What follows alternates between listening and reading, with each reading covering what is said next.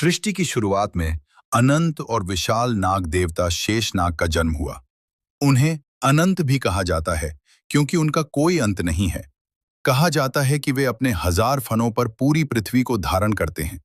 जब पृथ्वी पर पाप बढ़ता है तो उनके फन हिलते हैं और भूकंप आता है। भगवान विष्णु सृष्टि की रक्षा करते हुए क्षीर सागर में शेषनाग की शैया पर विश्राम करते हैं। शेषनाग शक्ति, धैर्य और भक्ति का प्रतीक हैं। वे सिखाते हैं कि सच्ची ताकत सेवा और समर्पण में होती है। हिंदू धर्म में त्रिमूर्ति का अर्थ है 3 प्रमुख देव, ब्रह्मा, विष्णु और शिव।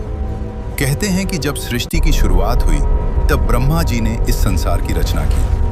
भगवान विष्णु ने इस सृष्टि का पालन पोषण किया और धर्म की रक्षा के लिए समय समय पर अवतार लिए। और जब अधर्म बढ़ जाता है तब भगवान शिव संहार करके फिर से संतुलन स्थापित करते हैं।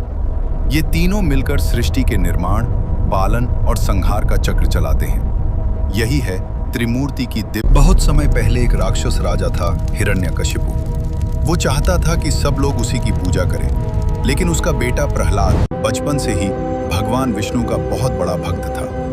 हिरण्यकशिपु को ये बिल्कुल पसंद नहीं था। उसने प्रहलाद को मारने के लिए कई कोशिशें की।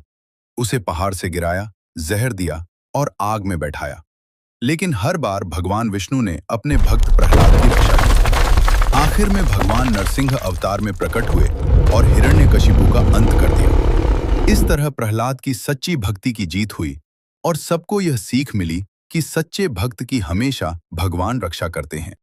बहुत समय पहले महिषासुर नाम का एक शक्तिशाली राक्षस था। उसने कठोर तप करके वरदान पाया और देवताओं को हराकर स्वर्ग पर कब्जा कर लिया। सभी देवता बहुत परेशान हो गए।